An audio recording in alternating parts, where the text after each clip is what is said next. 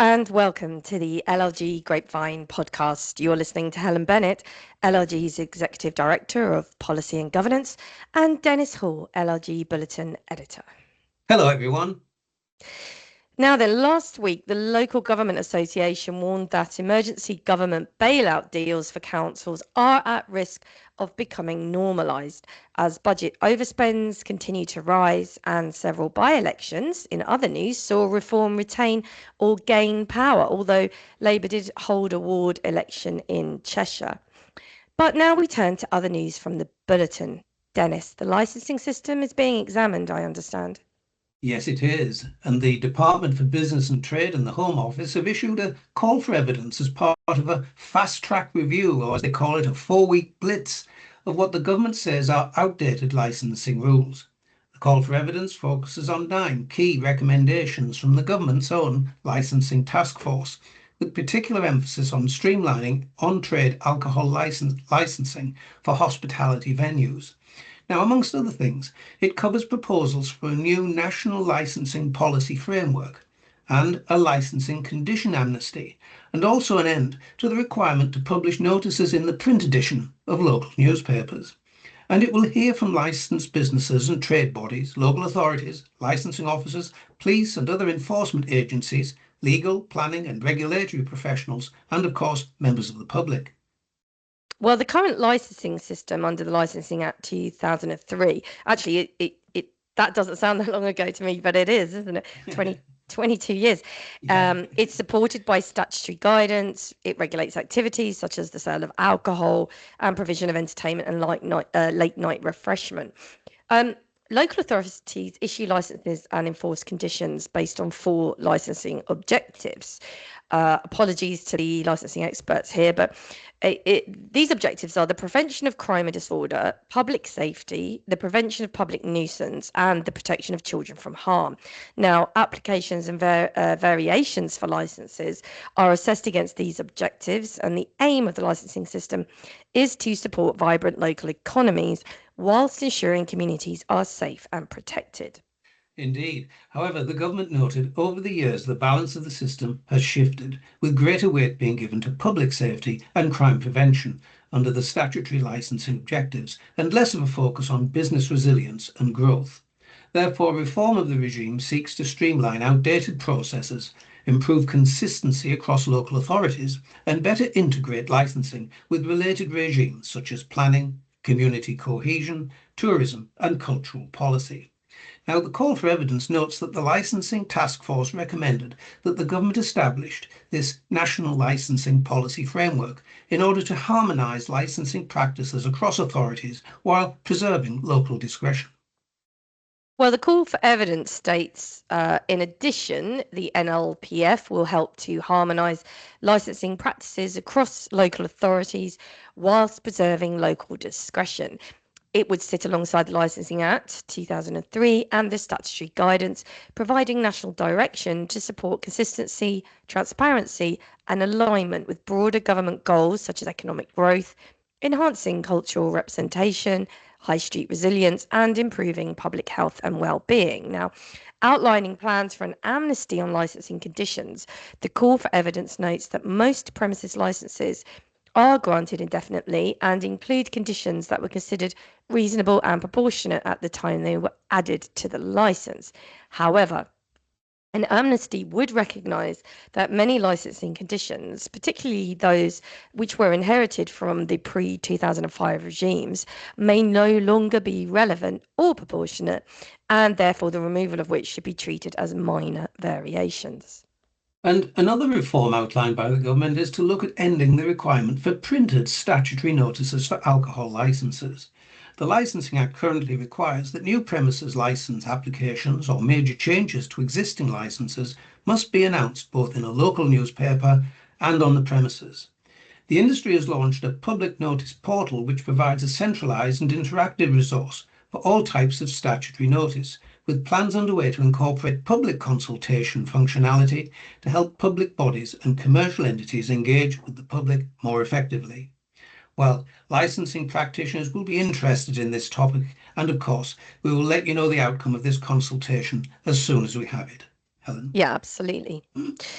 Now, turning to the other news, and this kind of sneaked through in a way, there was no fanfare. Yeah, no, As of That's right, Dennis. Yeah. As of the 13th of October this year, the Committee on Standards in Public Life is now no more. And it's been replaced by the Ethics and Integrity Commission. Now, the Commission reports to the Prime Minister on matters concerning ethical standards and will advise public authorities on the development of clear codes of conduct with effective oversight arrangements.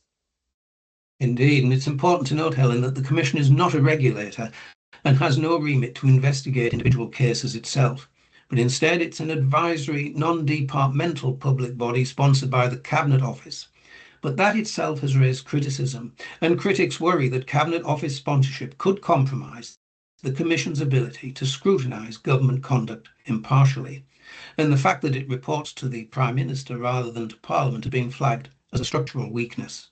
Yeah, and the Commission's creation coincided with the abolition of the Advisory Committee on Business Appointments and changes to the Ministerial Code, which has prompted concerns from sector groups that the overall standards framework is being diluted rather than strengthened. Now, I understand the Commission will publish a memo of understanding between itself and the Cabinet Office on its own website in due course.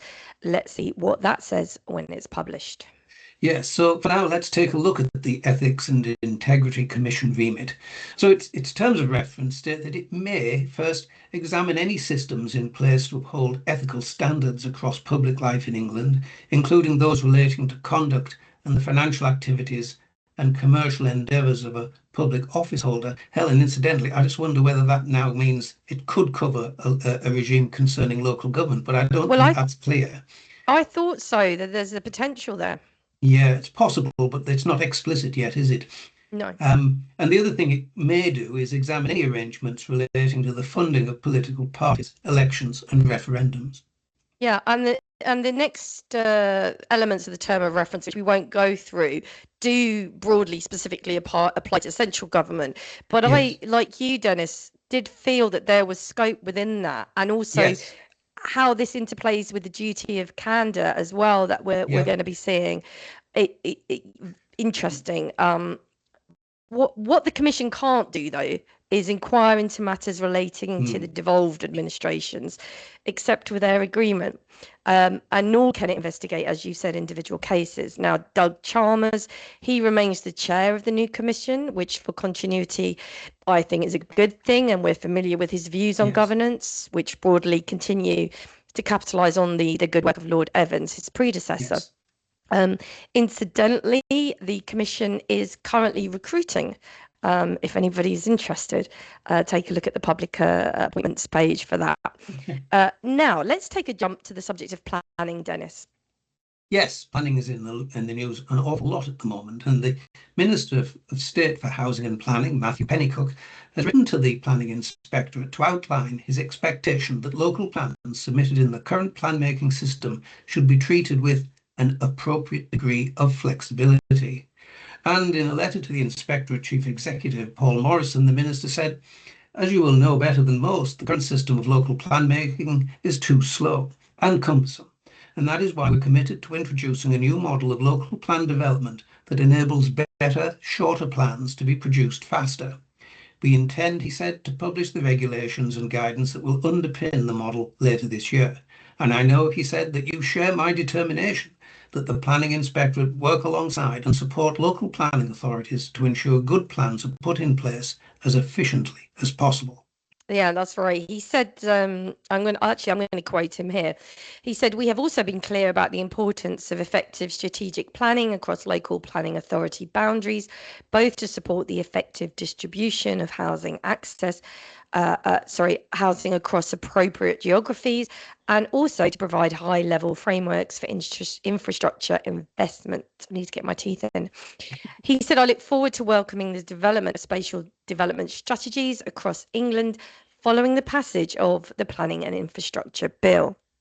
And going on, he said, "In advance of the new plan-making system and mechanisms for cross-boundary cooperation coming into force, the final set of local plans being delivered within the current system remain essential to facilitating the effective delivery of housing, jobs and infrastructure.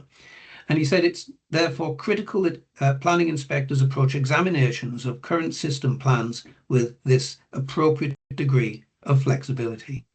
Well, Pennycook also said that evidencing of expectations to establish whether the legal and soundness tests have been met, including with respect to the duty to cooperate, should be proportionate to the context in which plans in the existing system are being prepared. And he added that he welcomed that in some cases, inspectors were already exercising a degree of flexibility to expedite adoption of local plans. Yes, and he gives an example. He says, I note recent pragmatic decisions to proceed toward plan adoption in instances where a 5-year housing land supply cannot be evidenced at the point of adoption, but where the plan significantly boosts supply of housing and still meets housing needs over the planned period, or providing additional opportunities to clarify compliance with this duty to cooperate. That's right. He also highlighted that relevant planning practice guidance does provide advice in respect of both those matters and will no doubt, he believes, be of ongoing assistance in assessing whether proportionate evidence has been provided or considering whether stepped housing requirements may be justified. Yes, and finally, Pennycook also noted that it remains important that we do not see the adoption of poor quality plans or accept overly long examinations. We all agree to that. But he added that within those bounds where plans are capable of being adoptable, he wants to see inspectors seek to do so in the examination process. Yeah. Now let's turn to other news. It's a return to an item we've covered before. Now, this is the news that the Equality and Human Rights Commission has written to the Minister for Women and Equalities, asking that they revoke, that's the government, the 2011 Code of Practice for Services, Public Functions and Associations and lay its updated version of the code as soon as possible so that it has legal status. So it's been 6 months since the Supreme Court judgment in For Women Scotland and Scottish ministers, and many have been calling for a revised code as soon as possible. Helen, the Commission has taken the step of publicising the fact that they sent the revised code to the Minister 6 weeks ago. Interesting. And they stated clearly that the submitted code is, and I quote here, an accurate reflection of the law and takes into account consultations that heard from over 50,000 organisations, legal professionals and individuals from across England, Scotland and Wales. Well, the Commission have written, as I said, the Secretary of State, highlighting the fact that it's aware that some organisations are continuing to refer to and rely upon the outdated version of the code and anticipate continuing to do so until the revised code is published. So the Commission said that this is in our view, that's to say the Commissioner's view, is unhelpful and not in the EHRC's objectives. So the Commission also noted that there are several parts of the code unrelated to section gender law that are in fact inaccurate simply due to the passage of time and developments in the law. Indeed. Well, the Commission asked the Secretary to revoke the code as soon as possible now that Parliament has returned, so that courts, tribunals and duty bearers are clear that it is no longer to be relied on. And the Commission went on, quote, this will also mean that we are no longer in a position of promoting an inaccurate analysis, while simultaneously seeking to promote and ensure compliance with the correct understanding of the law. Of course, uncertainty for duty bearers will be reduced significantly once the new draft code is laid in Parliament. Well, I imagine there's significant pressure on the Secretary to act. I do understand that the Equality Impact Assessment was requested by the government, excuse me, in respect of the feedback that was received by the Commission and their revised code, and that was only put in last week. So maybe we will have some news very soon. Now we're jumping around a lot today, Dennis, but I like to do that. Public libraries, it's some 175 years on. Yes, I think this is a topic close to my heart and one that the public sector, local government in particular, should be proud of. Libraries Minister Baroness Twycross has pledged her support for public libraries, describing them as the purest expression of democracy in action. The Public Libraries Act 1850 empowered local councils to fund free libraries through local taxation. laid the foundation for the vibrant network of nearly 4,000 public libraries now serving communities across the UK today. Now, Baroness Twycross was delivering the keynote address at an event at Manchester Central Library on the 9th of October to mark 175 years of the Public Libraries Act. Organised by Libraries Connected, the event was attended by over 100 library leaders, authors and library users. Yeah, always a bit controversial libraries when there are proposals around them, aren't there? Yes, But indeed. the minister described public libraries as strong partners to deliver the government's plan for change, highlighting initiatives such as the Year of Reading in 2026 and Culture Secretary's Lisa Nandy's efforts to improve access to music through libraries. And she also drew attention to the transformative impact of the Libraries Improvement Fund. Indeed, and in a rare public appearance, the original visitor book from Manchester Free Trade Library, which opened in 1852, was on display at the event. Baroness Twycross added her signature to the book alongside those of Charles Dickens, Winston Churchill, and many more prominent figures. And the minister welcomed the creation of the new Libraries Alliance, a new coalition of public, academic, and independent libraries, which was formally launched at the event.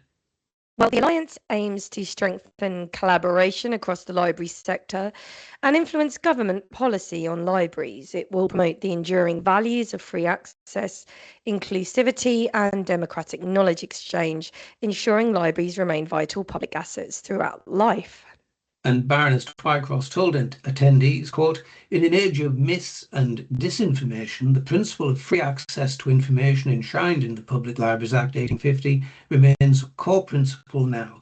We are witnessing a moment in history where the ability to distinguish truth from lies is critically essential." And I agree to that. Well, me too. And she went on to state that the public library is arguably the purest expression of democracy in action. The idea that knowledge should be freely available to all citizens, regardless of their background or ability to pay. Indeed, and libraries remain a vital part of the range of functions delivered by local authorities and for the communities that they serve. Helen. Well, and maybe there's an opportunity here in respect of neighbourhood governance and citizen engagement with local government reorganisation to look at libraries and the function Yes. they might play there. Indeed, good idea. Now, for the final item of this edition, where shall we go? Let's pick up something we haven't spoken about for a long while, Dennis, but something hugely important. And in fact, it's retained the top spot on your bulletin for some time, and rightly so. This is the COVID inquiry. Yes, let's remind our listeners the COVID inquiry officially began in June 2022, but public hearings commenced a year later in June 2023. And the inquiry consists of 10 modules, each examining different aspects of the UK's response to the pandemic, including preparedness, decision-making, healthcare and inequalities. And it's expected to conclude in March 2026. But the first report on resilience and preparedness was published on the 18th of July 2024. Well, the findings of that report, and can I just say, Dennis, I think sort of the general public have kind of forgotten about COVID and its impact and have moved on at speed. But this is very important. Yes. At that point, that report found that the UK was not adequately prepared for a pandemic. I can't get my words out this morning. That planning was overly focused on influenza and failed to account for other types of pandemics. And further, that the National Risk Register and related assessments did not sufficiently prioritise pandemic threats. There was also a lack of clarity found in roles and responsibilities across government departments and devolved administrations, which hindered coordinated response efforts. It also found that planning did not adequately consider the needs of vulnerable populations, including those in social care settings, and that the government relied too heavily on existing emergency frameworks, which were not fit for the scale and nature of the COVID-19 crisis. Yeah. So we're expecting the second report this autumn, any week now, really. And this is going to focus on core UK decision-making and political governance. Meanwhile, we know that a Treasury commissioned report published in June of this year found that failed pandemic-era PPE contracts cost the UK taxpayer 1.4 billion, and Transparency International UK identified 135 high-risk contracts worth 15.3 billion with multiple corruption red flags, and these included opaque accounting, uncontrolled pricing, and systemic bias in the procurement processes. Now, I think LLG will definitely look to run a bespoke webinar on the inquiry's findings once it's been completely finalised and published. It's really vital to do something with the lessons learned, and I would expect potentially the Ethics and Integrity Commission to have a view on the governance of all this as well. And on that note, that's it for another edition of the podcast. You can read more on the items discussed today and many more besides by going to bulletin number 35, available on the LLG website now. So it's goodbye from me. And from me too. Goodbye now.